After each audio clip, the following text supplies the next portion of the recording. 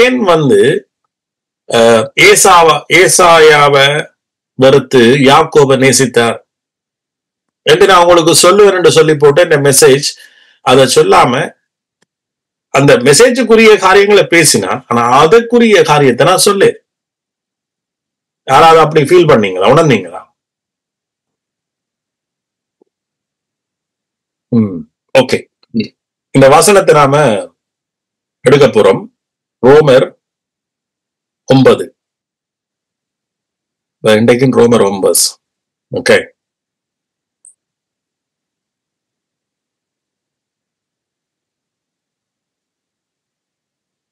இப்ப உங்களுக்கு பழைய உடன்படிக்கை ஸ்டோரி தெரியும் தானே? ஏசா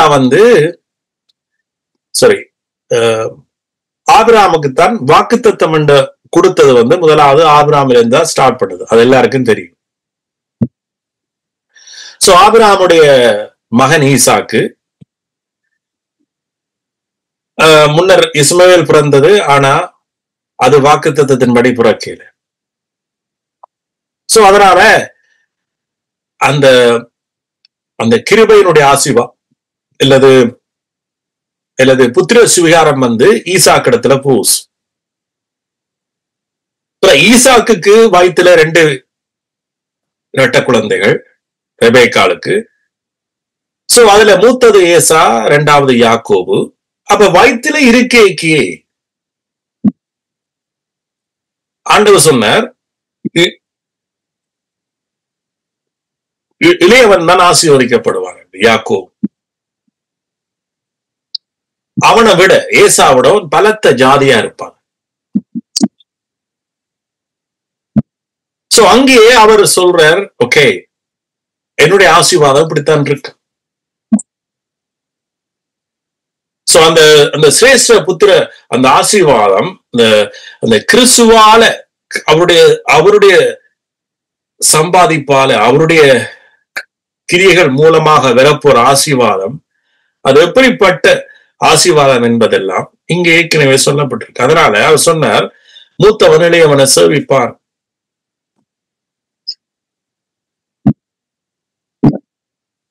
என்று. அப்ப அனைவருக்கு கேள்வி இருக்கும், ஓகே, அப்ப ஏன் ஆண்டவர் அப்படி பச்சபாதம் என்றா? முதலாவது உங்களுக்கு தெரியணும், ஆண்டவரோட பச்சவாதம் இல்லை. 2வது தெரியணும், ஆண்டவர் ஏசாவை வெறுத்து யாக்கோவை மட்டும் ஆசீர்வதிக்கிறேன். வசனம் சொல்லுது அவர் ஏசாவை வெறுத்து யாக்கோவை ஆசீர்வதிச்சார். ஆனா உண்மையாக அவர் ஏசாவை வெறுத்தாரா என்று கேட்டீங்கன்னா இல்லவே இல்லை. அப்ப என்ன நடந்தது? அப்ப ஆண்டவர், அப்ப இன்னொரு கேள்வி இங்க உருவாகுது. அப்ப ஆண்டவர் சிலரை தான் தெரிஞ்சு கொள்றார். சோ அதனாலதான் அவர்களுக்கு மட்டும் இரட்சிப்பா என்று கேட்டீங்கன்னா அதுவும் சரியான பிழைமேல் பிழை கூற்று. இயேசு கிறிஸ்து உலகத்துல எல்லாரையும் நேசித்தார், உலகத்துக்காக தன்னுடைய ஜீவனை ஒப்பு கொடுத்தார் என்று.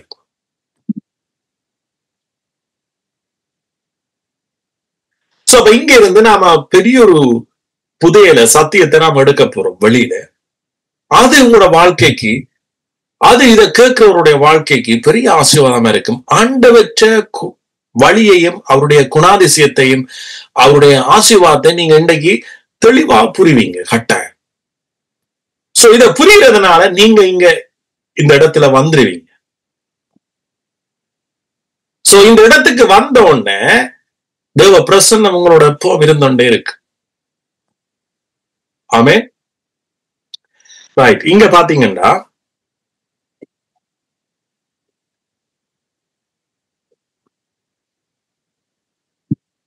பத்தாவது வசனத்திலிருந்து வாசிக்கிறோம். இதுவும் அல்லாமல் ரோமர் 9:10, நம்முடைய பிதாவாகிய ஈசாக்கு என்னும் ஒருவனாலே ரெபேக்காள் கற்பவதியான போஸ் பிள்ளைகள் இன்னும் புறவாமலும், பிள்ளைகள் அந்த 2 பேரும் புறவாமல் இருக்கே, நல்வினை தீவினை ஒன்றும் செய்யாமல் இருக்கை. அதாவது அவர்கள் பிறந்து யார் நல்லது யார் தீவிர செய்யறாங்க ஒன்றுமே செய்யாமல் இருக்கையில் தேவனுடைய தெரிந்து கொள்ளுதலில் படி இருக்கிற,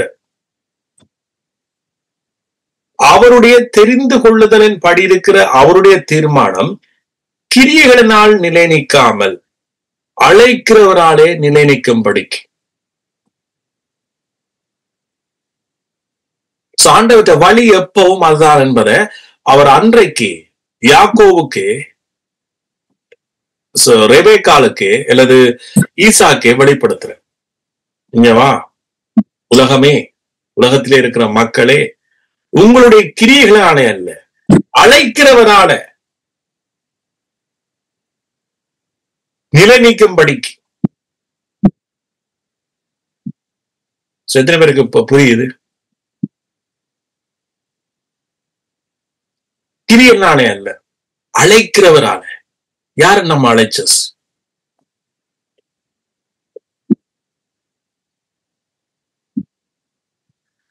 யார் ஆபிரகாம் அழைச்சஸ்? ஆபிரகாமா இருந்து யோசிச்சது. சரி, ஆதாம் ஏவாள் யார் அழைச்சஸ்? ஆதாம் ஏவாள் இருந்து யோசிச்சதா? பிறக்க முதலே என்னை ஒருவர் பிறப்பிச்சா நல்லா இருக்குமெண்டு, என்னை ஒருவர் அழைச்சா நல்லா இருக்குமெண்டு, என்னை ஒருவர் படைச்சா நல்லா இருக்குமெண்டு. பாருங்க, சுயநீதி எவ்வளவு பாவம் என்பதை நீங்க புரிஞ்சுள்ள.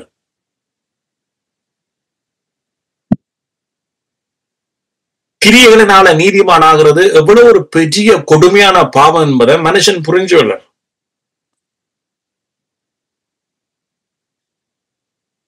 கத்திரிடத்துல சேருகிறவன் அவர் உண்டென்றும் அவரை தேடுகிறவருக்கு பலனளிக்கிறது என்றதை விசுவாசிக்கணும். இதற்கு எதிராக செயல்படுறவன் ஒரு பாவி என்பதை நீங்க புரிஞ்சுள்ள.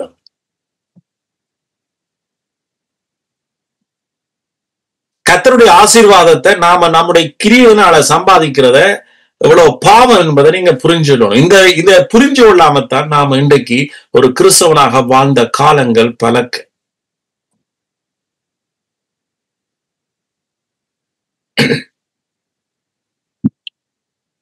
பாருங்க, ஆண்டவர் இருதயம் எப்படிப்பட்ட ஒரு இருதயம் என்பதை நீங்க அறிஞ்சோள்.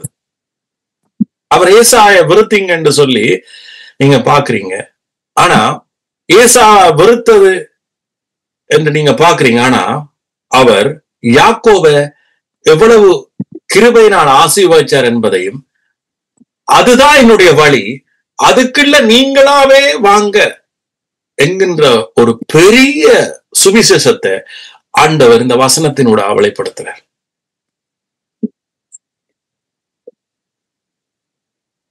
ஆண்டவர் ஒருவரையும் வெறுக்கல.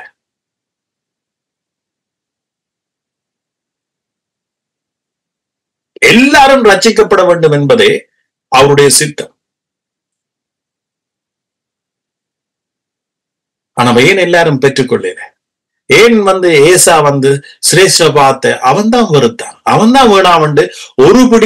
ஒருவேளை கூழுக்காக, ஒருவேளை வயிற்றுக்காக, அதான் தீத்துல சொல்லப்படுது, அவருடைய வயிறுதான் அவருடைய தேவன். ஒருவேளை வயிற்றுக்காக. சுயநீதி, சுய நியாயப்பிரமாணத்துக்கு கீழ்பட்ட அது எல்லாத்தையும் பைபிள் சொல்லுது, அவருடைய வயிறுதான் அவருடைய தேவன், அவருடைய பாஸ்டர் தான் அவருடைய தேவன், அவருடைய உபதேசக்காரன் அவருடைய தேவன். தேவனுடைய கிருபையை விட்டு, அவருடைய உபதேசத்தை விட்டு நான் வெளியில போனா நமக்கு நாமளே ஒரு கடவுளை உருவாக்க, எனக்கு கீழே நான் உங்களை அடிமைப்படுத்துறேன்.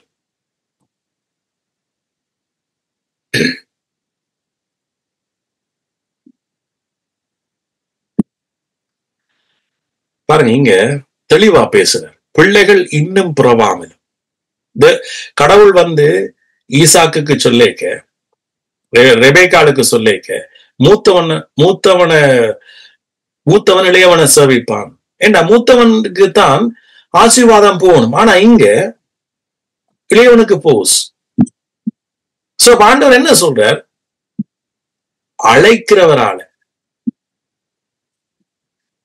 அழைக்கிறவரால நிலை நிற்கும்படி, உங்களோட ஆசீர்வாதம் அழைக்கிறவரால நிலை நிற்கும்படி. இன்னொரு வடிவில சொன்னா கிருபையினால் நிலை நிற்கும்படி.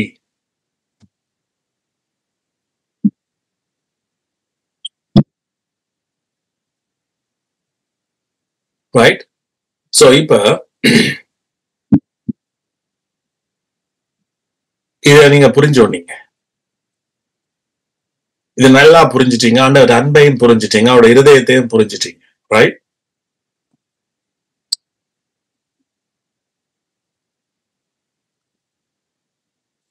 சோ என்னத்துக்கு ஈசாக்கு அப்படி சொன்னார்?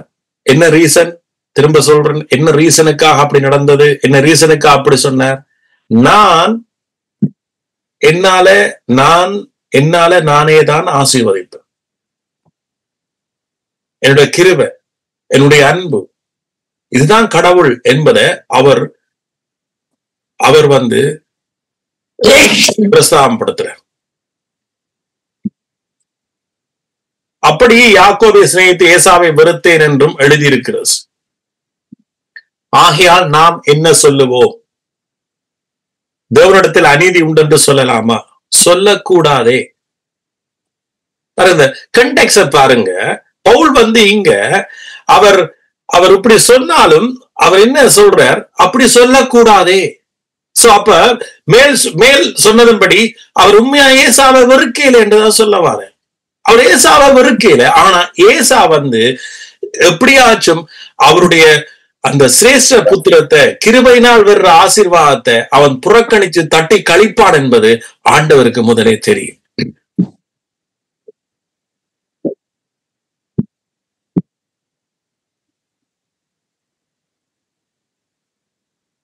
ரைட். இதுல எங்களுக்கும் செய்தி இருக்கு. ஆனா இதுல மெயின் செய்தி என்ன தெரியுமா?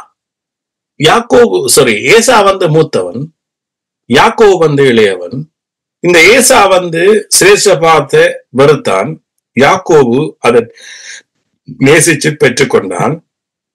சோ இது முதலாவது அவர் எதுக்காக இதை பேசுறாண்டா, இஸ்ரவேலர்கள், உண்மையாக முதல் பேரான இஸ்ரவேலர்கள், தேவன் தெரிஞ்சு கொண்ட இஸ்ரவேலர்கள், அவர்கள் சிரேஷ்ட புத்திரத்தை, அதாவது கிறிஸ்துவால வந்ததான இந்த நீதியை, கிருபையினால் வந்த நீதியை அவர்கள் புறக்கணிச்சார்கள். பிரஜாதி மக்களாகிய நாங்க அதை பெற்றுக்கொண்டோம் என்றுதான் பைபிள் சொல்லுது, ரைட்? சோ இந்த ஸ்டோரியில அவர் பெரிய உலகத்துல ஒரு மனுஷனாலையும் அறிய முடியாத ஒரு பெரிய சம்பவத்தை பராமர மக்களாகிய நானும் நீங்களும் வரைஞ்சிருக்கிறோம். இஸ்ரவேல் மக்கள், யூதர்கள், இயேசுவை யூதர்கள் அவர்கள் புறக்கணிச்சார். அவர்களுக்குத்தான் போக வேண்டிய, அவர்கள் தான் உண்மையா மூத்த சகோதரன், மூத்த பிள்ளை என்று சொல்லப்படுது பைபிள். அவர்கள் நிராகரிச்ச படியால தான் ரட்சிப்பு பிரஜாதிகளுக்கு முதல் வந்தது என்று சொல்லப்படுது.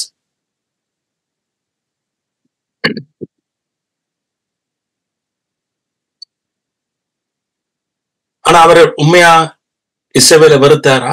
இல்ல. இஸ்ரவேலைத்தான் அவர் தெரிஞ்சு கொண்டார், ஆனா அவர்களோ நிராகரிச்சார். சோ அதே போல இன்றைக்கு புரஜாதி மக்களுக்குள்ளேயும் ஆண்டவர் சிலரை மட்டுமா தெரிஞ்சு கொள்றார்? இல்ல, எல்லாரையும் தெரிஞ்சு கொண்டார்.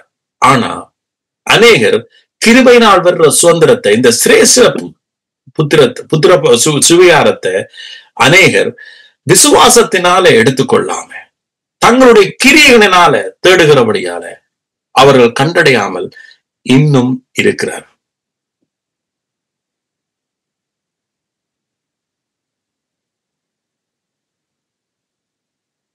சோ அதனாலதான் அவர் சொன்ன பாருங்க, ஆகையால் நாம் என்ன சொல்லுவோம்? தேவனிடத்தில் அநீதி உண்டு என்று சொல்லலாமா? சொல்லக்கூடாதே. ஸ்டாப் இட், நிப்பாட்டு. தேவனை பற்றி அப்படி ஒரு நாளும் யாரும் நினைக்காதே. அவர் மோசையை நோக்கி, எவன் மேல் இரக்கமா இருக்க சித்தமா இருப்பேனோ அவன் மேல் இரக்கமாய் இருப்பேன், எவன் மேல் உருக்கமாய் இருக்க சித்தமாய் இருப்பேனோ அவன் மேல் உருக்கமாய் இருப்பேன் என்றார். சோ இங்கேயும் ஒரு குழப்பம் திடீரென உங்களுக்கு வந்து, இது என்ன, இது சரியாத்தானே, தெளிவாத்தானே சொல்லுது. அவர் மேல இரக்கமா இருக்க சித்தமா இருப்பேனோ அவன் மேல இரக்கமா இருப்பாராம், எவர் மேல் உருக்கமா இருக்க சித்தமா இருப்பாரோ அவர் மேல் உருக்கமா இருப்பாராம். சோ அப்ப எங்களுக்கு என்னென்னு தெரியும் கடவுள் யார் மேல உருக்கமா இருக்கார், யார் மேல இரக்கமா இருக்கார் என்ற ஒரு கேள்வி உங்களுக்குள்ள உருவாகும்.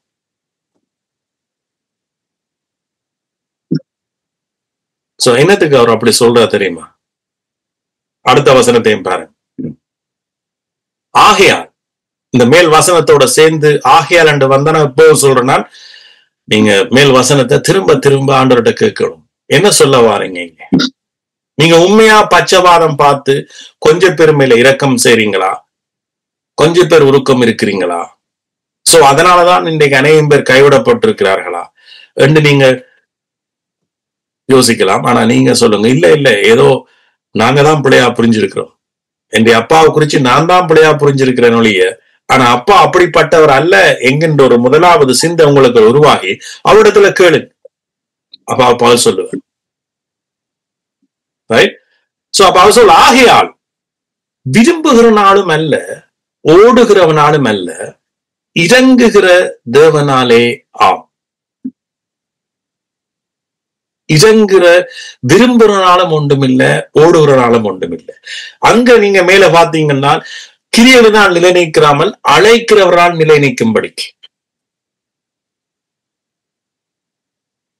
என்றொரு வசனத்தை பாவிச்சார். இங்க விரும்புறனாலும் அல்ல, ஓடுகிறனாலும் அல்ல, இறங்குகிற தேவனாலே ஆம். ரைட்? சோ அல்லது கிருபை உள்ள தேவனாலே ஆகும் என்று நீங்க எடுத்துக்கொள்ளுங்க. சோ அப்ப அவர் என்ன மோசைக்கு சொல்ல வந்தார் தெரியுமா? மனுஷன் தன்னுடைய கிரியையினாலே அல்ல, இறங்குகிற என்னாலதான் ரட்சிக்கப்பட போறான், என்ற கிருபையாலதான் மனுஷன் ரட்சிக்கப்பட போறான் என்றுதான் நீங்க ஹைலைட். இதைத்தான் ஆண்டவர் சொல்லவார். சோ எவனெல்லாம் ஆண்டவர்கிட்ட கிருபைக்கு, ஆண்டவர்கிட்ட இரக்கத்துக்கு வரும், அதனாலதான் ஒருவன் கத்தினான், தாவீதின் குமாரனே எனக்கு இறங்கும். அவன் எப்படிப்பட்ட மனுஷன் என்று பைபிள் எழுதப்படையில. அவன் எப்படிப்பட்ட ஒரு கள்ளனோ நல்லவனோ கெட்டவனோ ஒன்றுமே அவன் இதனில்லை. அவனுக்கு தெரியும் இறங்குற கத்திராலதான் ஆகும் என்று சொல்லி, தாவீதின் குமாரனே எனக்கு இறங்கும் என்று சொன்னான். சோ ஆண்டவர் இரக்கம் உள்ளவர். சோ அவர் கிருபை உள்ளவர். அதனாலதான் தன்னைத்தானே சிலுவையில் ஒப்பு கொடுத்தார்.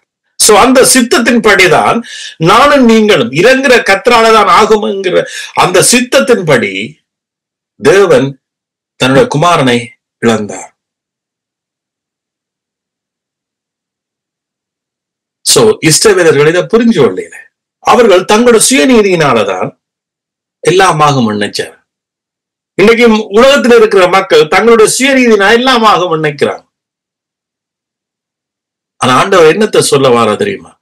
இறங்குகிற தேவனால் எல்லாம் ஆகும் என்று சொல்றேன். சோ அப்ப நான் எங்களை என்ன செய்ய சொல்றாருன்னா, எல்லாரையும் அவருடைய இரக்கத்துக்குள்ள, அவருடைய கிருபைக்குள்ள வெற அத்தனை பேரையும் இயேசு ஏற்கனவே இரக்கத்தின் மூலமாக எல்லாத்தையும் செய்து முடிச்சபடியால, நல்வினன் தீவினை நீங்க செய்யறதுக்கு முதலேயே, ஆமேன், ஓடுகிறாலும் விரும்புகிறாலும் ஒன்றும் பெறாதபடிக்கு அவர் எங்களுக்காக இயேசு எல்லாத்தையும் ஓடி முடிச்சு, எங்களுக்காக அவர் சிலுவையில் எல்லாத்தையும் நிறைவேற்றி, அவர் இரக்கத்தின் தேவனாய் இருக்கிறபடியால, அவர் இரக்கத்தில் ஐஸ்வர்யம் உள்ளவராய் இருக்கிறபடியால, அவர் நம்முடைய சகல ரட்சிப்புகளையும் சகல காரியங்களையும் அவர் ஓடுகிறதுனாலும் அல்ல, விரும்புகிறதுனாலும் அல்ல, இறங்குற கத்தராலேயே ஆகும் என்று சொல்லி, நீங்க விரும்புறதுக்கு முதலேயே, நீங்க ஓடுகிறதுக்கு முதலேயே, நீங்க அவருக்காக கொடுக்கறதுக்கு முதலேயே, அவருக்காக ஊழியம் செய்யறதுக்கு முதலேயே,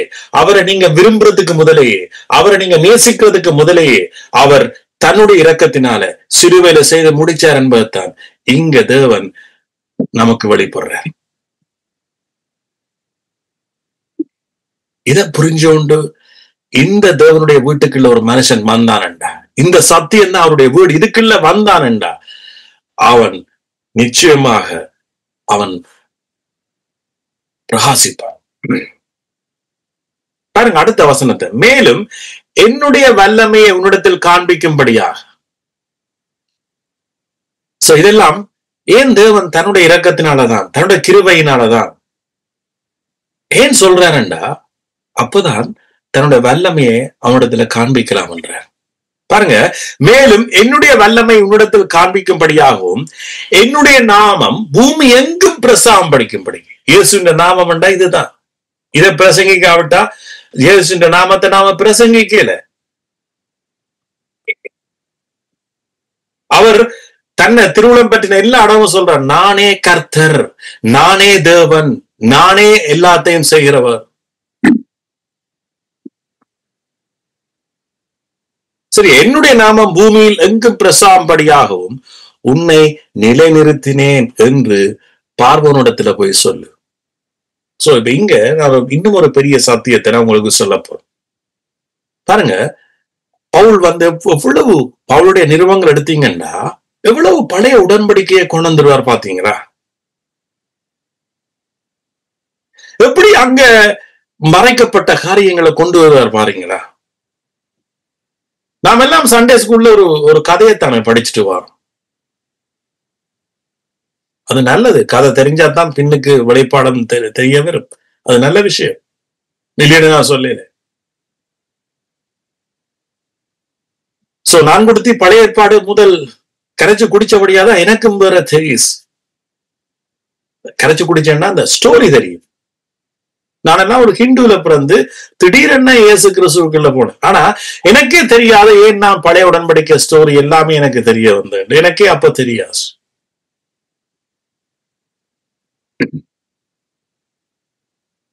இப்பதான் தெரியுது. சரி பாருங்க, ஆபிரகாமுக்கு ஆண்டவர் வாக்குத்தத்தம் கொடுத்து கிட்டத்தட்ட 400-500 வருஷத்துக்கு பிறகு ஆபிரகாம் என்ற ஒரு மனுஷனுக்கு கொடுத்த வாக்குத்தத்தத்தை அவர் நினைவு கூறுறார். மனுஷன் தான் மறப்பான், ஆனா ஆண்டவர் மறக்கிறதுக்கு அவர் அநீதி உள்ளவர் அல்ல. சோ இந்த ஆபிரகாமுடைய சந்ததி இப்படியே பிறந்து மறிச்சு 400-500 வருஷத்துக்கு பிறகு பாருங்க எப்படி ஆண்டவர் நினைவு கூறுறாரு. இன்றைக்கு நீங்க மறிச்சிட்டு போகலாம், உங்களோட பிள்ளைண்ட காரியத்தை நீங்கள் இப்ப விசுவாசிக்கிற விசுவாசம் அது அங்க போய் கிரியை செய்ய போஸ்.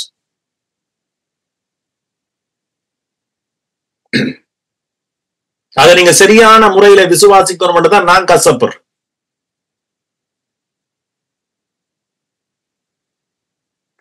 ரைட்? சோ அப்ப ஆண்டவர் சொல்றார், மோசையை கூப்பிட்டு நீ போய் என் ஜனத்தை மீட்டு கொண்டு வா.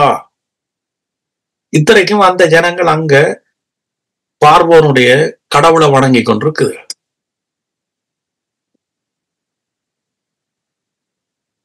அவையெல்லாம் அங்க இருந்தோண்டு, இயேசுவே நிரப்ப வருவீர், இயேசுவே உண்மை இல்லாம வேற கடவுள் இல்ல, ஐயோ யாக்கோவின் தேவனே, ஆபிரகாம் தேவன், அதை கேட்டதே இல்லை.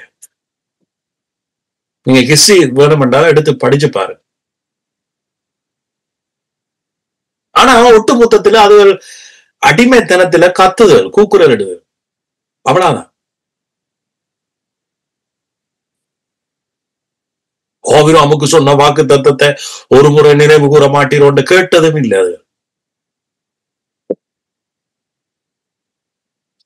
அது ஏன் இந்த ஸ்டோரி உங்களுக்கு சொல்றேன்னா, ஓடுகிறோனாலும் அல்ல விரும்புறோனாலும் அல்ல இறங்குற கத்திராலே ஆகும் என்ற வசனத்துக்கும் தேவனுடைய தெரிந்து கொள்ளுதலின்படி அவருடைய தீர்மானம் கிரியலின்படி நிலை நிற்காமல் அழைக்கிறவர்களால் நிலைக்கும்படிக்கு என்கின்ற இந்த வசனத்துக்கு நான் உங்களுக்கு உண்மையுள்ள கர்த்தருடைய பழைய காரியங்களை நான் உங்களுக்கு சொல்றேன். அப்ப இந்த மக்கள் ஒன்றுமே கடவுளுக்கு நல்லது செய்ததும் இல்லை, கடவுளை நேசிச்சதும் இல்லை. ஒட்டுமொத்தத்துல இவர்கள் அடிமைத்தனத்துக்குள்ள இருக்கிறாங்க. எகிப்தியர் இவர்களை அடிமையாக பயன்படுத்தி கொண்டே இருக்கிறார். பாவம் மரணம் என்கின்ற பிரமாணத்துக்கு இருக்கிறார். இப்ப ஆண்டவர் மோசையை அழைச்சு சொல்றார், நான் ஆபிரகாமுக்கு சொன்ன உடன்படிக்கை நான் நிறைவேற்றப்போ. இது இவர்கள் நிமித்தம் அல்ல, நான் தெரிஞ்சு கொண்டேன் ஆபிரகாம, நான் தெரிஞ்சு கொண்டேன், நான் அழைச்சினான் ஆபிரகாம, நான் அவனுக்கு வாக்கு கொடுத்தேன், இப்ப நான் நிறைவேற்றப்போ.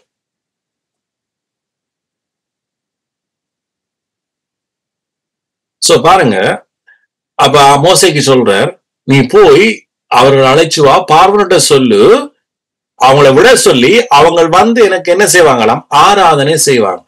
பாருங்க, இங்க ஆண்டவர் என்ன ஆராதனை எதிர்பார்க்க தெரியுமா? இவங்க எப்படிப்பட்ட மக்கள் பாருங்க. ஆனா இவங்க வந்து எனக்கு ஆராதனை செய்ய போறாங்க. ஆண்டவர் என்ன ஆராதனை எதிர்பார்க்கிற தெரியுமா? எனக்கு கர்த்தர் செய்வார், நான் ஆராதிக்கிறபடியால கர்த்தர் செய்வார் என்கின்ற ஆராதனையை கர்த்தர் வெறுக்கிறார். மாறாக இவங்கள் என்ன வந்து சுத்த கிருபையால மீட்டு கொண்டோமே, சுத்த கிருபையால இயேசு ஆபிரகாமுக்கு சொன்ன உடன்படிக்கை நிமித்தம் என்னை மீட்டு கொண்டார் என்று சொல்லி கிருபையின் நிமித்தம்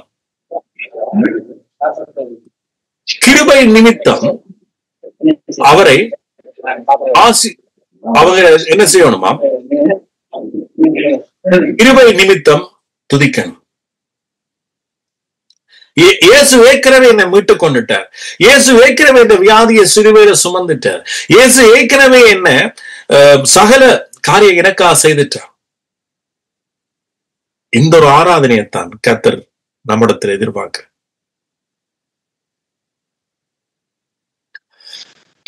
ஏன் சொல்லுங்க, இது எப்படி நான் சொல்றேன்னா, நீங்க யாத்ரா மட்டும் பாருங்க, ஆண்டவர் சொல்றாரு என்ன, நான் ஆபிரகாமுக்கு சொன்ன உடன்படிக்கை நிமித்தம் ஆபிரகாம் நினைவு கூர்ந்தேன், இது என்னுடைய ஜனம். பாருங்க, பேரும் சொல்ற என்னுடைய ஜனம் என்று. இத்தனைக்கும் எகிப்தில இஸ்ரவேலர்கள் எகிப்தில அடிமையா இருந்த அந்த இஸ்ரவேலர்கள் கடவுளுக்கு எந்த ஒரு விருப்பமான காரியம் செய்ததில்லை.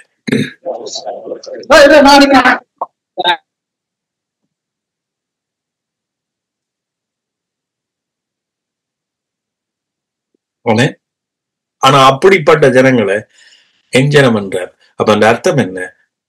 அவர் எல்லாரையும் அவரே தெரிஞ்சு கொண்டார்.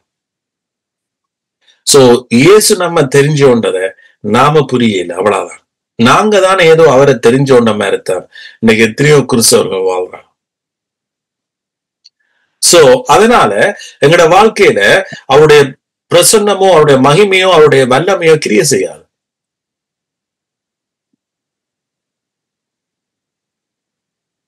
அப்ப இந்த ஜனங்களை அவர் என்ன செய்யறார்? அழைச்சிட்டு வரட்டான். யார் நிமித்தம் சொல்ற? தன் நிமித்தம் தான் சொல்றேன். ஏன்னா ஆபிரகாம்ல உடன்படிக்கை வச்சது ஆண்டவர் தான், ஆபிரகாமுக்கு உடன்படிக்கை வச்சது. சோ யாரு இதுல எல்லாத்துக்கும் காரணம்? ஆண்டவர் தான். ஆபிரகாம வழியில விடுங்க. இன்னைக்கு நாம் ஆபிரகாம இதுக்குள்ள கொண்டு வரபடியா தான் ஆபிரகாம் மாதிரி நாம் விசுவாசம் இல்ல. ஆபிரகாமுக்கு கொடுத்ததை ஆபிரகாமுக்கு அவர் வாக்குத்தத்தம் கொடுக்க ஆபிரகாம் நல்வினை தீவினை ஆபிரகாமிடத்தில் அவர் பார்க்கல. தன்னுடைய இரக்கத்தின் நிமித்தம், தன்னுடைய கிருபை நிமித்தம், தன்னுடைய அன்பின் நிமித்தம் ஆபிரகாமுக்கு கொடுத்தார். ஆபிரகாம் கடவுளுக்கு முன்னால சரியா 100% பரிசுத்தமா வாழ்ந்ததில்லை. பைபிள் தெளிவா சொல்லுது. நான் அநேக மெசேஜ் அதுலயும் கொடுத்திருக்கிறேன். இங்க கடவுள் தன்னைத்தான் எப்பவும் வெளிப்படுத்துறார். ஏன் வெளிப்படுத்துறார் என்றா, தனக்கு பெருமை சேர்க்கவில்லை, நானும் நீங்களும் அந்த விசுவாசத்துக்கு வரும்படியா. எங்களுக்கு தான் அது நன்மை, நாங்க தான் ஆசீர்வதிக்க போறோம். அப்ப ஆபிரகாமுக்கு அண்டைக்கு கொடுத்த வாக்கு தத்தத்தை கடவுள் கொடுத்தபடியால அவர் நினைவு கூர்ந்து மோசேயை கூப்பிட்டு சொல்றார், என் ஜனங்களை போய் கூட்டிட்டு வா, அவர்கள் வந்து எனக்கு ஆராதனை செய்வார்.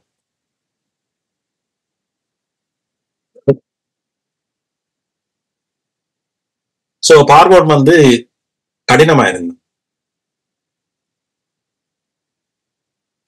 ஆனா ஆண்டவர் தன்னுடைய நாமத்தையும் தன்னுடைய கிருபையின் வழிய உலகத்துக்கு புரிஞ்சு கொள்ளும்படியாக சும்மா அற்புத புகைக்காடாக வெளிப்பட்டார். சோ ஒரு மனுஷன் அவருடைய கிருபைக்கு கீழ்ப்படியேக்க நீங்க கெஞ்ச வேண்டிய அவசியம் இல்லை. கடவுளிடத்துல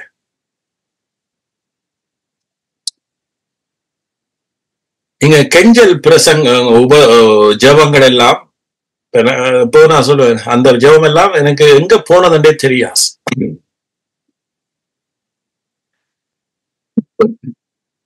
ஏன் நாங்க ஏதோ ஒன்று அறிஞ்சோண்டு போறோம், அவருடைய கிருபைக்கு அறிஞ்சோண்டு போறோம். ஏற்கனவே சிறுவையில செய்து முடிச்ச வேண்டாம் அந்த அறிவு நமக்குள்ள விரைக்க, எங்களோட தகப்பனை பற்றி நாம சரியான விதத்துல புரியிக்க எங்களோட ஜெபம் மாற்றப்படுச்சு. ஆமென். சோ அப்ப இங்க ஆண்டவர் சொல்றார், இந்த ஜனங்களை போய் கூட்டிட்டு வா. அந்த சம்பவம், இந்த ஸ்டோரி உங்களுக்கு தெரியும், ரைட்? இதுல என்னத்தை நான் இங்க மெயினா சொல்ல வரேன்னா, இத்தனைக்கும் அந்த இஸ்ரவேல் ஜனங்கள் ஆபிரகாமுடைய உடன்படிக்கை அவர்கள் நினைவு கூர்ந்ததும் இல்லை, தேவனை அவர்கள் ஆராதிச்சதும் இல்லை, கடவுளையே மறந்துட்டார். இப்படி ஒரு வாக்குத்தத்தம், வாக்குத்தத்தத்தை மறக்க நீங்க கடவுளை மறக்கிறீங்க, அவ்வளவுதான். வேற வழியில கடவுள் உங்களோட உறவு கொள்ளையிலேயே.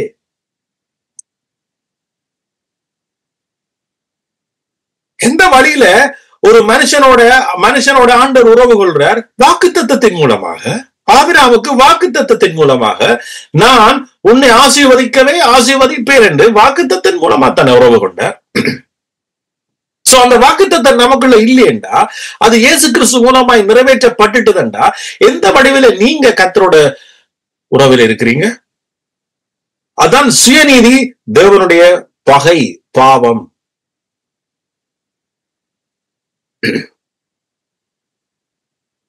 சோ இந்த மக்களும் ஆண்டவரை மறந்துட்டாங்க.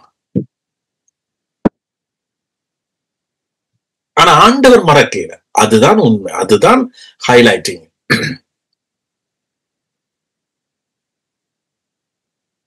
சோ பாருங்க, எப்படி இருந்த மக்களை எந்த ஒரு பவர்ஃபுல் ஃபோர்ஸோட மோசே அனுப்பி இருக்கிறாருன்னு சிந்திச்சு பாரு.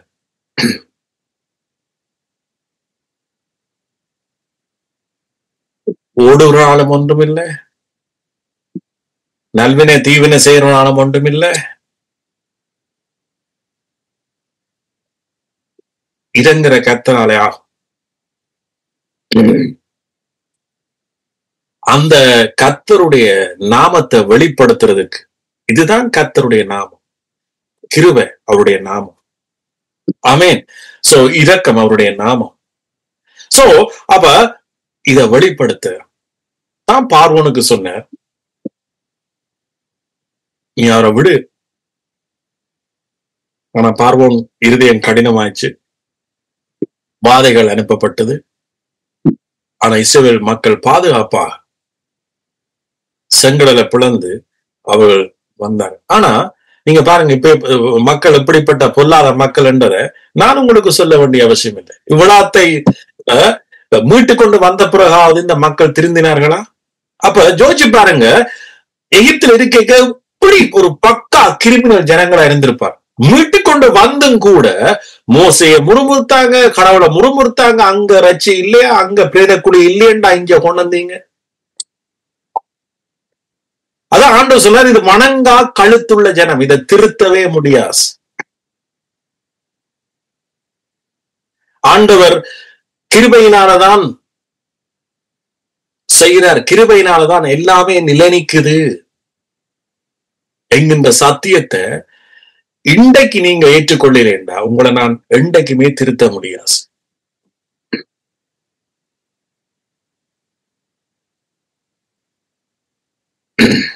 ஆனா ஏற்றுக்கொண்டீங்கண்டா, இத போல உலகத்துல உங்களுக்கு வேற ஒன்றுமே தேவையில்லை.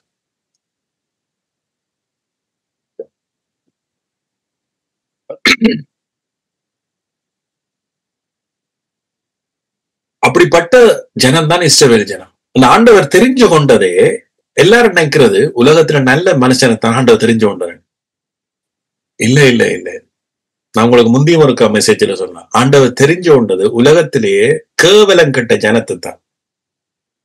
ஏன் தெரிஞ்சு கொண்டது தெரியுமா? கேவலம் கெட்டது. அப்பதான் அவருடைய கிருபை வெளிப்படும். பாவம் பெரிய இடத்துல கிருபை பெரிச்சு. அதனால நீங்க நினைக்க கூடாது உலகத்துல கேவலம் கட்ட எங்களைத்தான் தெரிஞ்சு கொண்டாரு. இல்ல, உலகத்துல எல்லாரையும் இப்ப அவர் தெரிஞ்சு கொண்டாரு. எல்லாரும் கேவலம் கட்ட ஜனம்தான். ஆனா இந்த கிருபையை வெளிப்படுத்துறதுக்கு உலகம் முழுவதுக்கும் எல்லாருக்கும் கிருபை தேவை. எல்லாருக்கும் இயேசு கிறிஸ்து மூலமாத்தான் சகலதும் நிலைநிற்க போஸ். உண்டானது உண்டாக்க போறது உண்டானது எல்லாமே இயேசு கிறிஸ்துவால உண்டானது. அவரால் எல்லாமே உண்டாகவில்லை. அவருக்குள் சகலதும் நிலைநிற்கிறது. இதை வெளிப்படுத்துறதுக்கு உலகத்துல ஒரு ஜனத்தை தெரிஞ்சோண்டு, ஒருவரை தெரிஞ்சோண்டு அப்புறம் அதை அவர் இஸ்ரவேல் தேசமாக மாற்றி உலகம் எல்லாத்துக்கும் தேவனுடைய கிருபையினாலதான் இஸ்ரவேல் நிலைச்சிருக்குது என்கின்றத அவர் வெளிப்படுத்தினார்.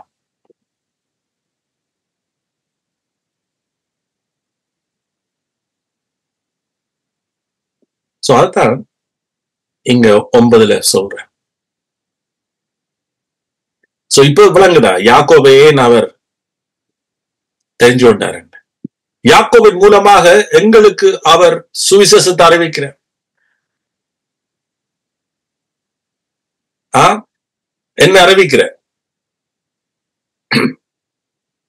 நீங்க ஓடுறதுனாலும் அல்ல, உங்களோட நல்வின தீவினாலும் அல்ல, நீங்க நிக்கிறதுனாலும் அல்ல, நீங்க நல்லவன்ன்றதுக்காக இல்ல, இல்ல நீங்க பணத்து ஜாதின்றதுக்காக இல்ல, நீங்க மூத்தவன்ன்றதுக்காக இல்ல, இல்ல நீங்க கடைசி புள்ளின்றதுக்காக இல்ல, இல்ல நீங்க நடுப்புள்ளின்றதுக்காக இல்ல, இல்ல நீங்க இன்னாரண்டு இல்ல, இல்ல நீங்க இந்த ஜாதி அல்லது இந்த நாடு அல்லது இந்த கலர். நோ,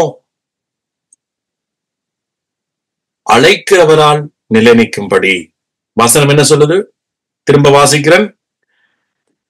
தேவனுடைய தெரிந்து கொள்ளுதல் படி இருக்கிற அவருடைய தீர்மானம் கிரியையினாலே நிலைநிற்காமல் அழைக்கிறவரால் நிலைநிற்கும்படிக்கு மூத்தவன் இளையவனுக்கு ஊழியம் செய்வான் என்று சொல்லப்பட்டது. சோ இப்ப உங்களுக்கு அநேக காரியம் சொல்லிட்டு, இப்ப இந்த அழைக்கிற காரியத்தை குறிச்சு நான் உங்களுக்கு இயேசு கிறிஸ்து சொன்ன வார்த்தையை நான் உங்களுக்கு சொல்லப்போம். இதுவும் இயேசு கிறிஸ்து நான் சொன்னது, ஆனா ஜோவான்ல எப்படி சொல்லப்பட்டிருக்கு, ரைட்? சிலவரை நீங்க யோசிக்கலாம், ஓகே என்னை ஆண்டவர் அழைக்கலையே, இல்ல என்னை ஆண்டவர் தெரிஞ்சு கொள்ளலையே சொல்லு, இல்ல தெரிஞ்சு கொள்ளலையே, ரைட்? ஆனா நீங்க இன்றைக்கு இந்த வசனத்தை நீங்க தெளிவாக புரிஞ்சு கொள்ளணும். ஆமென். சோ எப்படி யாக்கோபு தெரிஞ்சு கொண்டதனால, ஆண்டவர் தெரிஞ்சு கொண்டபடியாலதான் யாக்கோபு ஆசீர்வதிக்கப்பட்டார்.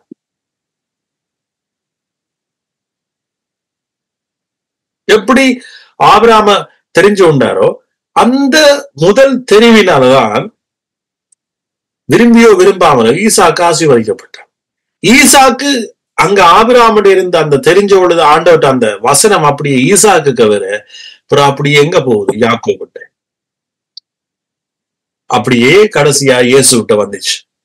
இந்த இயேசு மூலமாக நாங்க என்ன செய்யப்பட்டிருக்கிறோம் என்றதை பார்த்துட்டீங்கன்னா நீங்க மெய் சிலிப்பீங்க.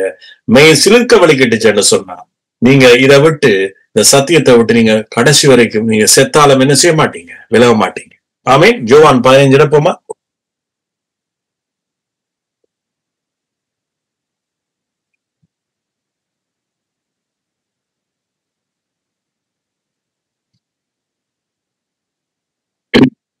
பதினாறாவது வசனம், யோவான் 15:16. நீங்கள் என்னை தெரிந்து கொள்ளவில்லை, நான் உங்களை தெரிந்து கொண்டேன்.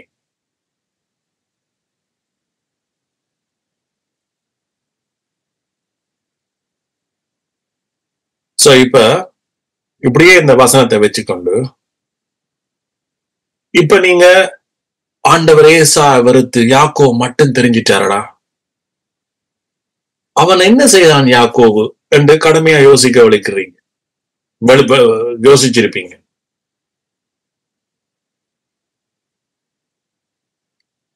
நீங்க யோசிக்க வேண்டிய அவசியம் இல்லை. ஆண்டவர் சொல்றாரு, இப்படித்தான் நான் எல்லாரையும் தெரிஞ்சிருக்கிறேன்னு சொல்றேன்.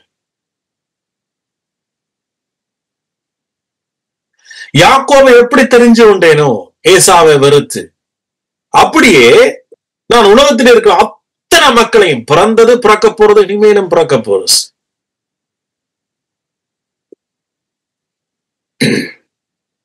நான் யாரையும் வெறுக்கல. என்று சொல்றார் ஆண்டவர். ஆனா உங்களை நான் இப்படி நேசிக்கிறதுக்கு ஒரே ஒருவரை நான் புறக்கணிச்சேன், அதை என்னுடைய நேசகுமாரனாகிய இயேசுவை. கொஞ்ச நேரம் நான் அவனை கைவிட்டேன் என்று சொன்னேன். ரைட்? அதான் இயேசு சொன்னார், பிதாவே பிதாவே ஏன் என்னை கைவிட்டீர்? சோ நம்முடைய பாவம், நம்முடைய அக்கிரமம், நம்முடைய கடவுளுக்கு விரோதமாக செய்த எல்லா பாவம், அவருடைய அன்பை புரிஞ்சு கொள்ளாத, அவருடைய கிருபையை புரிஞ்சு கொள்ளாத, சுயநிதியில வாழ்ந்த எல்லா மக்களையும் ஆண்டவர் இயேசு அந்த பாவம் அத்தனை இயேசு மேல போட்டார்.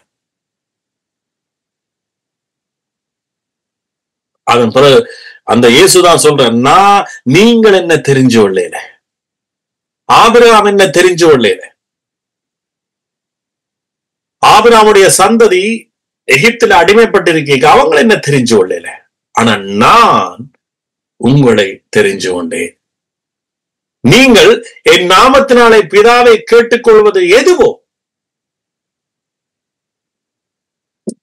திரும்ப வாசிக்கிறேன், நீங்கள் என் நாமத்தினாலே பிதாவை கேட்டுக்கொள்வது எதுவோ அதை அவர் உங்களுக்கு கொடுக்கத்தக்கதாக நீங்கள் போய் கனி கொடுக்கும் படிக்கும், உங்கள் கனி நிலைத்திருக்கும் படிக்கும் நான் உங்களை ஏற்படுத்தினேன். நான் உங்களை ஏற்படுத்தினேன், நான் உங்களை தெரிஞ்சு கொண்டேன், நான் உங்களை ஏற்படுத்தினேன். இந்த சத்தியத்தை நீங்க எடுத்துக்கொள்ள என்ன நடக்க போகுது தெரியுமா? அது சொல்ற, நீங்கள் என் நாமத்தினாலே பிதாவிடத்தில கேட்டுக்கொள்வது எதுவோ அதை அவர் உங்களுக்கு கொடுக்கத்தக்கதாக நீங்கள் போய் கனி கொடுக்கும்படி. பிதா நமக்கு கொடுக்காம நாம கனி கொடுக்கலாஸ். அதான் நான் ஸ்டார்ட்லயே சொன்னனே, பிதா நம்மை ஆசீர்வதிச்சா நாம ஆசீர்வாதமா இருப்போம் மற்றவங்களுக்கு. பிதா என்ன சுகப்படுத்தினா நான் 4 பேருக்கு சொல்லுவேன், இயேசு கிறிஸ்துவால அவருடைய தலைமையினால நான் சுக ஆயிட்டேன். எனக்கு கனி, நான் மற்றவனுக்கு கனி கொடுக்கணும்டா பிதா என்னை ஆசீர்வதிக்கணும். சோ அப்ப பிதா நம்மை ஆசீர்வதிக்கணும்டா நீங்க இயேசுவை நன்றா அறிஞ்சிருக்கணும். அவர் உங்களை தெரிஞ்சு கொண்டார், நீங்கள் எல்லாம் அவரை தெரிஞ்சு கொண்ட. இங்க இருந்து என்ன வெளிப்படுது? அவருடைய அன்பு வெளிப்படுது, அவருடைய கிருபை வெளிப்படுது. அவரால் தான் சகலதும் நிலை நிக்குது. அவரால் தான் நாங்க முழுமையான பரிபூர்ணமான ஆசீர்வாதத்தை பெற்றுக்கொள்றோம். அது ஏற்கனவே சிலுவையில அவர் செய்துட்டார். சிலுவைக்கு போ முதல் பேசின காரியம்.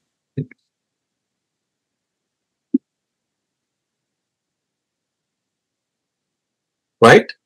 சோ இப்ப நாம இனி சொல்ல முடியுமா ஏசாவை வெறுத்து யாக்கோபை நேசித்தார்கள்? ஏசாவை வெறுத்தது போல இன்றைக்கு ஜனங்க இல்ல, அவர் எல்லாரையும் நேசிச்சிருக்கு. யாக்கோபனுடைய பிளஸிங்கத்தான் இயேசு கிறிஸ்து மூலமாய் எல்லாரையும் கொடுத்திருக்கிறார் ஆண்டவர். யாக்கோபனுடைய ஆசீர்வாதம், எனது ஆபிரகாமுடைய ஆசீர்வாதம் தான் கிறிஸ்து இயேசுவின் மூலமாய் புரஜாதிகளுக்கு வரும்படியாக இப்படி ஆயிற்று. இவ்வளவு ஸ்டோரியும், பைபிள்ல சொல்லப்பட்ட ஸ்டோரியும் இன்றைக்கு இயேசு கிறிஸ்து மூலமாய் நமக்குள்ள வந்ததுன்றத கலாத்தியர்ல சொல்லப்படுது. அப்ப தேவன் தெரிஞ்சு கொண்டதை நாம ஏற்றுக்கொள்ள, நாம கிரியலினால அதை தேடுகிறபடியால நாம பெற்றுக்கொள்ளாம இருக்கிறோம். திரும்ப சொல்றேன், கிரியலினால மக்கள் தேடுகிறபடியால அந்த தெரிஞ்சு கொள்ளுதனால வர்ற ஆசீர்வாதத்தை மக்கள் புரிஞ்சு விடல. அதுக்காகத்தான் நான் உங்களுக்கு ரோமர் 9 திரும்ப திரும்ப அழுத்தி சொல்றேன். திரும்ப வாசிக்கிறேன். ரோமர் 9, மூத்தவன் இளையவனுக்கு ஊழியம் செய்வான். ஏன் அப்படி சொன்னார் ஆண்டவர்? ஏன் மூத்தவன் இளையவனுக்கு ஊழியம் செய்வான் என்று சொன்னார்? காரணம் என்ன? யாக்கோவுக்கு கிருபையினால் வரப்போற சிரேஷ்ட புத்திரம் போனா ஒன்றும் செய்யலாஸ்,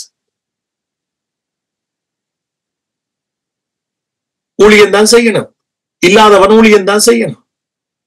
கிருபையினால் வர்ற ஆசீர்வாதம் இருந்தா நீங்க கிருபையினால வர்றதுக்கு நீங்க ஊழியம் செய்ய வேண்டிய அவசியம் இல்லை. ஒரு தகப்பனுக்கு 2 குமார் இருந்தாங்க. மூத்தவன் அடிக்கடி வயலுக்கு போய் வந்தோண்டே இருந்தான். ஆனா இளையவன் தூரதேசத்துக்கு போய் அவன் அவன் எல்லாத்தையும் வாசி இழந்திருந்தாலும் அவன் திரும்பி வரைக்க அவன் அப்பா அவனுடைய வீட்டுல பூரணமான ஆசீர்வாதம் இருக்கென்று மனம் திரும்பினான். அவருடைய நன்மைக்கு மனம் திரும்பினான். அவர் சந்தோஷப்பட்டார். அவனை பெரிய கொளுத்த ஆட்டை அடிச்சு சும்மா பருவம் சந்தோஷமா இருந்துச்சு. ஆனா மூத்தவன் பயங்கரமான எரிச்சலோட வாரான். ஏன்? அவனுடைய மனப்பான்மை எப்படி இருந்துச்சு? ஊழியம் செய்தாத்தான் எனக்கு ஆசீர்வாதம். அவருடைய கிருபை அவனுடைய இரக்கத்தையும் அவன் புரிஞ்சு விட்டேன். எஸ், அப்பா சொன்னார் தான் மூத்தவன் கேட்க எனக்கு உள்ளதெல்லாம் உனக்கு இருக்குன்னு. ஆனா அவன் புரிஞ்சு கொள்ளேன். புரிஞ்சு கொள்ளாதபடியா தானே அப்பா சொல்லி இருக்கிறார்.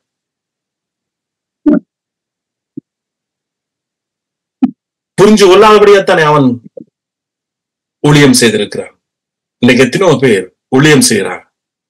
ஆனா தேவனுடைய கிருபையாகவே இருக்கு. நம்முடைய ஆசீர்வாதம் அது உரிமை சொத்தா மட்டும்தான் நமக்கு வரும் என்ற அறிவு புரியாமத்தான் இன்னைக்கு நேர் ஊழியம் செய்யறாங்க. பரலோகம் என்பது அது நம்முடைய கிரினால வாரதல்ல. பரிசுத்தம் என்பது நம்முடைய கிரினால வாரதல்ல. ரட்சிப்புன்றது நம்முடைய கிரினால வாரதல்ல.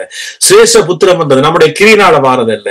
சோ இது தேவனுடைய இரக்கத்தினால, அவருடைய கிருபையினால, அவருடைய அன்பினால. ஆமென்.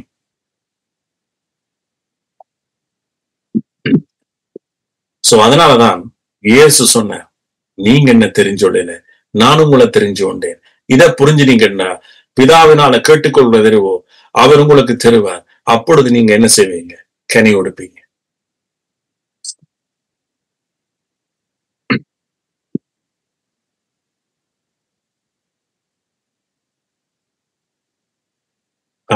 ஜோவான் 15. சோ அதை சொல்லி போட்டு ஆண்டவர் சொல்ல, நீங்கள் ஒருவரில் ஒருவர் அன்பா இருக்க வேண்டும் என்றே இவைகளை உங்களுக்கு கற்பிக்கிறேன். ஒருவரோட என்ன இருக்கணுமா? அன்பா இருக்கணும். சோ இதை புரிஞ்சு கொண்டா அன்பு ஆட்டோமேட்டிக்கா வரும். நீ அன்பாயிரு, அப்பொழுது கர்த்தர் ஆசீர்வதிப்பாருண்டா. அன்புக்கு பதிலா வன்பு தான் போ. ஏன் தெரியுமா? இங்க ஒரு ஆசீர்வாதத்தை பெறணுமே, அதுக்காக நாம் என்ன செய்வோம்? கஷ்டப்பட்டு கடன்பட்டு அன்பு செலுத்த வேண்டியது.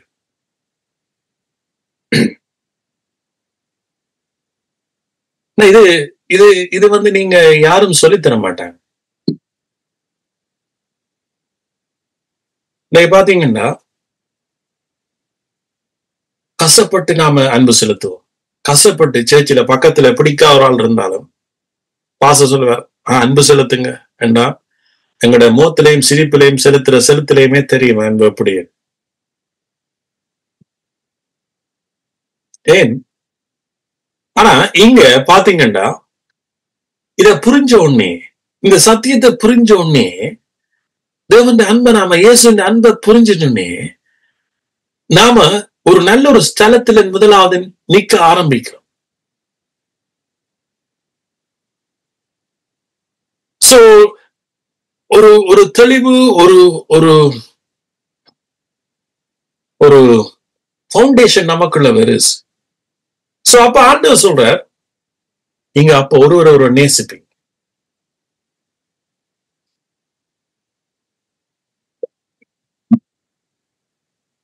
ஆமென். அடுத்த வசனம், உலகம் உங்களை பகைத்தால் அது உங்களை பகைக்கிறதுக்கு முன்னே என்னை பகைத்தது என்று அறியுங்க. நீங்கள் உலகத்தாராய் இருந்தால் உலகம் தன்னுடைய சிநேகிக்கு.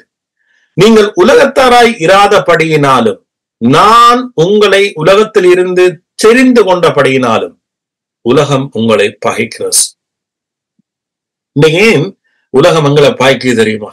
இன்னைக்கு ஏன் கிருபையின் உபதேசத்தை நீங்க கேட்க உலகம் உங்களை பகைக்குது? ஏன் உங்களோடு இருந்த கிறிஸ்தவர்களே உங்களை பகைக்கிறார்கள் தெரியுமா? What is the reason? ஏன் இன்னைக்கு கிறிஸ்தவர்களே எங்களை பகைக்கிறாங்க தெரியுமா? ஏன் இன்றைக்கு சில சபைகளே உங்களை பகைக்குது தெரியுமா?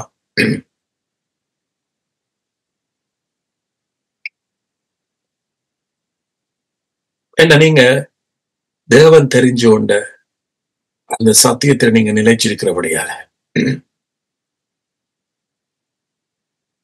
அவருடைய தெரிஞ்சு கொள்ளுதல் நம்முடைய கிரியையில நிலைச்சிருக்காம அவருடைய கிருபையிலேயே நிலைச்சிருக்கிறபடியால அந்த சத்தியத்தை நீங்க நிலைச்சிருக்கிறபடியாலதான் உலகம் உங்களை பாய்க்கு.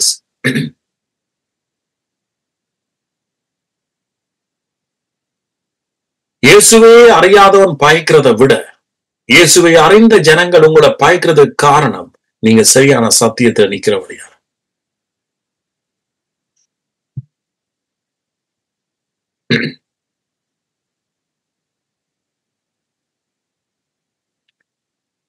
இயேசுவ வேற மக்கள் பாய்ச்சதை விட இஸ்ரவேல் மக்கள் எல்லாம் பாய்ச்சது கூட, ஜூதர்கள் எல்லாம் பாய்ச்சார். ஆனா அதே ஜூதருக்கு தான் ஆண்டவர் வாக்குத்தத்தத்தை கொடுத்த.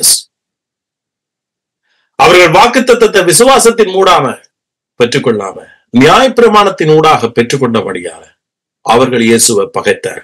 அதே போல இன்றைக்கு எந்தெந்த சபைகள் எல்லாம் நியாயப்பிரமாணத்துக்கு கீழாகும் மனுஷனை சுயநீதிக்க நடத்துதோ அவர்கள் உங்களுக்கு பகையாத்தான் இருப்பார்கள். அது ஆச்சரியப்பட வேண்டிய அவசியமே இல்லை. ஆனா அத நீங்க நல்லதா எடுத்துக்கொள்ளுங்க. ஏனென்றா நீங்க ஆசீர்வாதத்துல வளர்றீங்க. ஆமென்.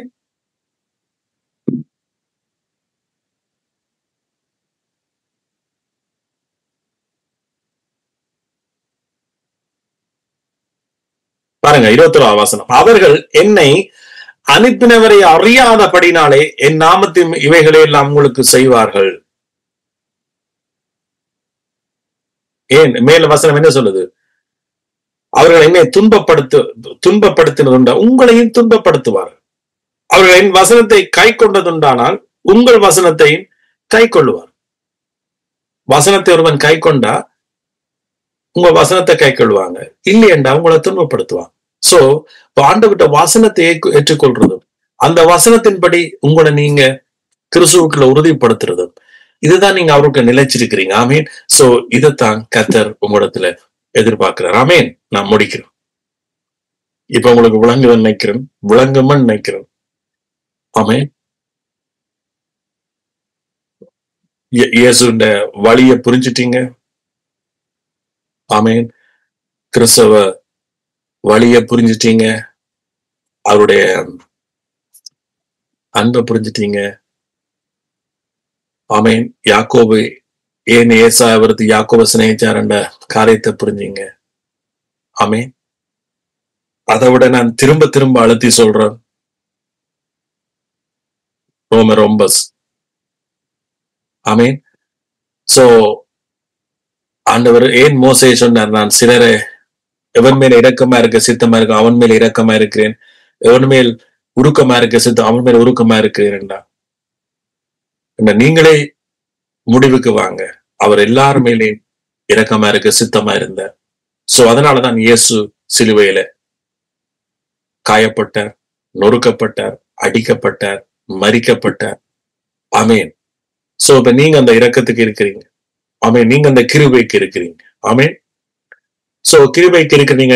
நீ மாம்சத்தின்படி நடவாமல் ஆவியின்படி நடக்கிறவளுக்கு ஆக்கினை தீர்ப்பில்லை. சோ மாம்சத்தின்படி நடக்கிறன்னா என்ன? திரும்ப நீங்க ஆமீன் கிரியனால எதையும் பெற நினைக்காங்க.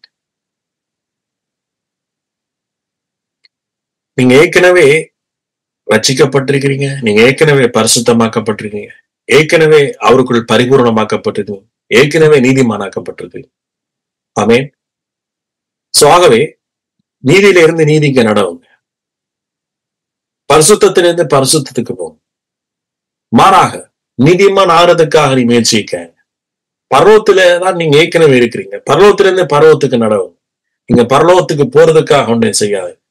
ஆமீன். இயேசு கிறிஸ்துவால் நீங்க முற்றுமுழுதாக நீங்க நேசிக்கப்பட்டீங்க. சோ அதனால நீங்க மற்றவர்களை நேசிங்க.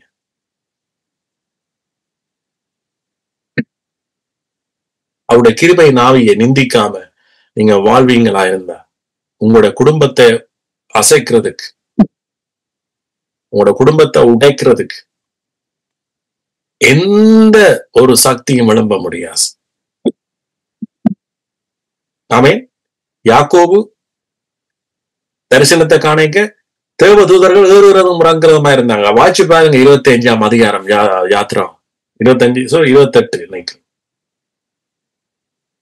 அவருடைய கிருபையை புரிஞ்ச மக்கள் உங்களுக்கு பாதுகாப்பு, உங்களுக்கு தேவதூதர்கள் ஏறுறதும் இறங்குறதுமா தான் இருப்பாங்க.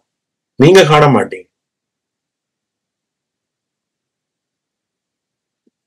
ஏன்னா நீங்க இந்த உலகத்துல இருக்கிறபடியால, உலகம் பொல்லாங்குக்கு இருக்கிறபடியால உங்களுக்கு சகல பாதுகாப்பு. பாருங்க, இஸ்ரவேல் மக்களை மீட்டுக்கொள்ள வர்றதுக்கு எந்த ஒரு பெரிய போர்ஸ் அனுப்பினார் ஆண்டவர்? யார் அவர்? கிருபையினால் தெரிஞ்சு கொள்ளுதலை வெளிப்படுத்த. அதே போல நீங்க கிருபையினால் தெரிஞ்சு கொண்ட மக்கள், உங்களோட கிரியினாலே அல்ல. சோ உங்களுக்கு பின்னால எவ்வளவு போர்ஸ் இருக்குன்றது உங்களுக்கே தெரியாது. ஆமேன். ஆனா நாங்க இதை குறிச்சு நம்ம பெருமை பாராட்ட வேண்டிய இருதயம் நமக்கு இருக்கா? சேன் இது நம்முடைய கிரியினால உண்டானதல்ல. அவருடைய கிருபைக்கு நன்றி செலுத்துங்க. அவருடைய கிருபையில வளருங்க, வாழுங்க, மற்றவனை நேசியுங்க, மற்றவனை ஆசீர்வதிங்க. ஆமேன். ஏன் உங்களுக்கு அந்த ஆசீர்வாதத்தை கத்த திறப்போறார். என்னப்ப ஏற்கனவே தந்துட்டாருன்றது எனக்கு தெரியும். பெற்றுக்கொள்ளாத நீங்க உங்களுக்கு சொல்றோம். ஆமேன். சோ ஆகவே கிறிஸ்துவுக்கு நன்றி செலுத்தி நாம் இந்த கம்யூனியனுக்கெல்லாம் கடந்து போவோம். தாப்பனே, உங்களுடைய சரீரம் நமக்காக பிக்கப்பட்டது. ஆமேன். சோ அந்த சித்தத்தின்படி நாம் பரிசுத்தமாக்கப்பட்டோம். எத்தனை சொல்லுங்க, அவருடைய சித்தத்தின்படி நாம் பரிசுத்தமாக்கப்பட்டோம். ஆமேன். உட்கொள்வோமா?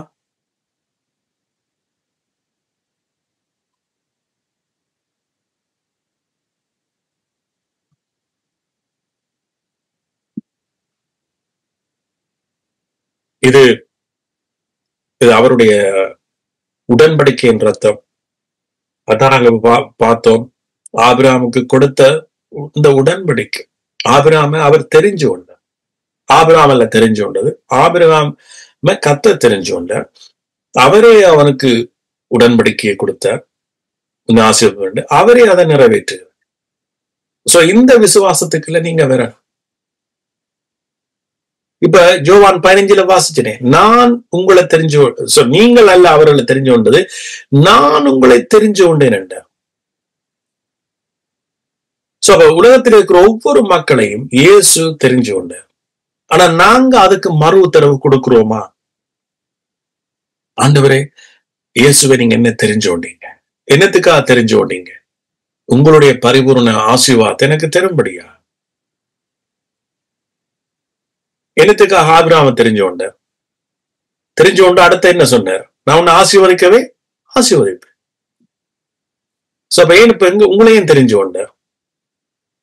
எனக்கா வந்து கஷ்டப்படு, எனக்கா ஊழியத்தை செய்.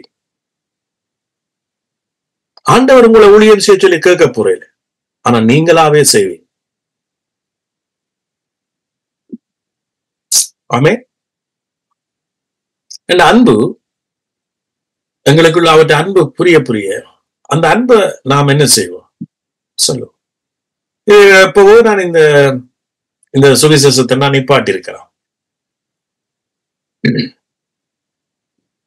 ஆனா எனக்கோ அந்த நிப்பாட்டுறதுக்கு மனம் எனக்கு இல்லை என்ற ஏதோ நான் அவருடைய அன்பை பேசுறேன் என்கின்றது எனக்கு தெரியுது. அவருடைய கிருபை ஜனங்களை விடுதலாக்குகின்ற எனக்கு தெரியுது.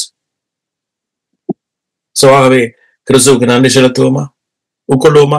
சோ அவருடைய ரத்தம் உடன்படிக்கை செய்தார், நான் உன்னை ஆசீர்வதிக்கவே ஆசீர்வதிப்பேன். அது ஏற்கனவே சிலுவையில அவர் ஆசீர்வதிச்சிட்டார். இப்ப நாம் அதை பெற்றுக்கொள்றோம், சுதந்திரிக்கிறோம். உட்கொள்வோமா? உங்களுடைய சரீரத்துல வியாதிகள், பலவீனங்கள் எல்லாம் நீங்க. ஆமென். எல்லாம் நீங்க.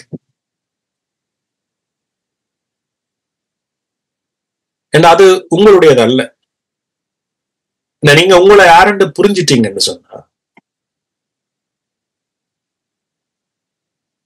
நீங்க யாருன்றதை புரிஞ்சிட்டீங்கன்னா அது உங்களுடையது அல்ல. நீங்க புரியலன்னு சொன்னா அதை குறிச்சு நான் சொல்ல மாட்டேன் என்னண்டு. ஆனா நீங்க யாருக்குரியவன், யாரால மீண்டும் மறுபடி ஜெனிபிக்கப்பட்டீங்க, நீங்க யாருடையவன், யாருடைய உடன்படிக்கையை வச்சுக்கிறீங்க, யாரோட இருக்கிறீங்க ஒன்றா, இது எல்லாத்தையும் நீங்க புரிஞ்சிட்டீங்கன்னு சொன்னா, இந்த புரிதலே உங்களோட வாழ்க்கையில ஒரு பெரிய ஒரு விருட்சம் போல, அது ஒரு ஆலம் மரம் போல வளர்ந்து அது கனிகளை கொடுக்கும். ஆமே. சோ நீங்க சொல்லுங்க, நான் என்னுடைய ஆவி, ஆத்மா, சரீரம் கிறிஸ்துவுக்குள் குற்றமற்றதா இருக்கிறது. குற்றமற்றது. இது இயேசு கிறிஸ்து மூலமாய் அவர் தெரிஞ்சு கொண்டதன் நிமித்தம் ஆபிரகாமுக்கு கொடுத்த அந்த ஆசீர்வாதம் இங்க இப்படியா சொல்லப்படுது. சோ இன்றைக்கு அநேகர் இதெல்லாம் வாக்குத்தத்தம் என்றதை நீங்க புரியல, அதனாலதான் நீங்க அதை நம்புறீங்க. ஆவி, ஆத்மா, சரீரம் கிறிஸ்துவுக்குள் குற்றமற்றதா இருப்பது என்பது அவருடைய வார்த்தை, ஜீவனுள்ள வார்த்தை. சோ ஆகவே நாம இதை பெற்றுக்கொள்வோம். நம்முடைய சரீரம் அவருடைய ஆலயம். சோ இந்த ஆலயத்தை சுத்தப்படுத்துறது அவருடைய வேலை. ஆமேன். நம்முடைய வேலையை அடுத்தா தான் நமக்கு பாரு. சொல்லுங்க, அவருடைய வேலை. ஆமேன். சொல்லுவோம், அவருடைய வேலை. இது அவருடைய, இந்த சரீரம் அவருடைய ஆலயம். ஆண்டவர் சொல்லுவோம், ஆண்டவர் இந்த ஆலயத்துல சுகரையத்தை விடாங்க. ஆமேன். இந்த ஆலயத்துல என்ன தேத்த விடாங்க? சுகரை. இந்த ஆலயத்துல கொலஸ்ட்ரால் ஏத்த விடாங்க.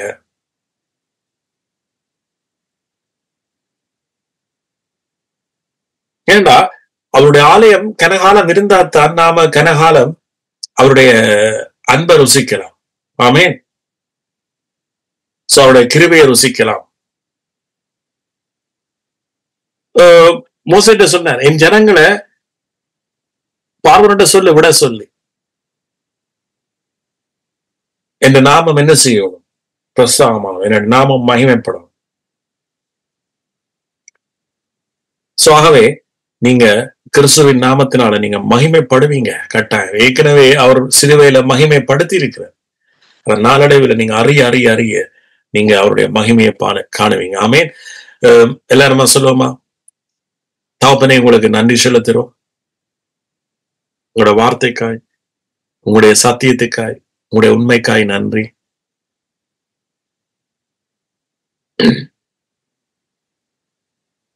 நன்றி இயேசுவே. உங்களுடைய நாமத்தை பிரசாப்படுத்த எந்த ஸ்தானத்திலும் நீங்க ஆசீர்வதிக்கிறீங்க. நன்றி. நீதி உண்டாக விசுவாசிக்கப்படும், ரட்சிப்பு உண்டாக வாயினால் அறிக்கை விடப்படும். கிறிஸ்துவே, உங்களுடைய நாமத்தினால, உங்களுடைய அழைப்பினால, உங்களுடைய அன்பினால, உங்களுடைய இரக்கத்தினால நீங்க எங்களை அழைச்சு, எங்களை ரட்சிச்சு, எங்களை மீட்டிருக்கு. நன்றி. எங்களுக்குள்ள உங்களோட ரட்சிப்பின் வித்து இருக்கிறதுக்காக நன்றி. உங்களோட ஆவியோடு நாங்க ஒரே ஆவியாக இணைஞ்சிருக்கிறதுக்காக நன்றி. நன்றி இயேசுவே. நன்றி. எல்லா ஆசீர்வாதத்தையும் நீங்க எங்களுக்குள்ள எபேசியர்ல சொல்லப்பட்டதுபடி ஆவிக்குரிய சகல ஆசீர்வாதத்தினால நீங்க எங்களை ஆசீர்வதிக்கிறீங்க. அதற்காக நன்றி செலுத்து. நான் ஆசீர்வாதத்துக்காக நாம இனி ஜெபிக்கிறோம், மன்றாட வேண்டிய அவசியம் இல்லை. காரணம், நாங்க இன்றைக்கு அறிஞ்சு கொண்டோம். யாக்கோபை நீங்க வயிற்றில் இருக்கைக்கே சொன்னீங்க, ஆபிரகாமுக்கு சொன்ன உடன்படிக்கை நிமித்தம், அல்லது உங்களுடைய இரக்கத்தின் நிமித்தம் தெரிஞ்சு கொள்ளுறவதான் எல்லாம் ஆகும் என்றதன் அதை எங்களுக்கு காண்பிக்கும்படியா யாக்கோபை அவன் ஆசீர்வாதமாய் இருப்பான், அவனுடைய ஜாதி பலத்த ஜாதியா இருக்கும், அவனோடு இன்றைக்கு நான் இருப்பேன் என்று நீங்க சொன்னீங்களே, அதே போல இன்றைக்கு நீங்க எங்களோட ஒன்றா இருக்கிறீங்க. நான் உன்னை விட்டு விலகுவதும் இல்லை, உன்னை கைவிடுவதும் இல்லை என்று சொன்னீங்க. என் அன்பை விட்டு பிரிப்பவன் யார் என்று சொன்னீங்க. சோ அதே போல இன்றைக்கு நீங்க எங்களோட ஒற்றையாவியா இருக்கிறீங்க. இயேசுவே, நான் ஒரு பலத்த ஜாதி. உங்களோட வாயால சொல்லுங்க, நான் ஒரு பலத்த ஜாதி. கூச்சப்படாம சொல்லுங்க, நான் இந்த சத்தியத்தை ஏற்றுக்கொள், நான் ஒரு பலத்த ஜாதி. என்னை இன்றைக்கு சிலர் என்னை கேவலமாக பேசலாம். இன்றைக்கு நான் ஒரு கைவிடப்பட்ட ஒருவனை போல இருக்கலாம். அல்லது இன்றைக்கு நான் ஒரு வியாதிக்காரனா இருக்கலாம். அல்லது இன்றைக்கு நான் ஒரு ஒரு பண தேவைகளோடு இருக்கலாம். ஆனா இத அல்ல என்ன நிர்ணயிக்கிறது நான் யார் என்று. இதெல்லாம் மூட்டை கட்டி நான் ஒரு பக்கம் ஒதுக்கிட்டேன். ஆனா கிறிஸ்துவுக்குள் நான் உங்கள் நிமித்தம், நீங்க அழைச்ச அழைப்பின் நிமித்தம் நான் நீதிமான் என்கிறத இன்றைக்கு நான் 100% நம்புறேன்.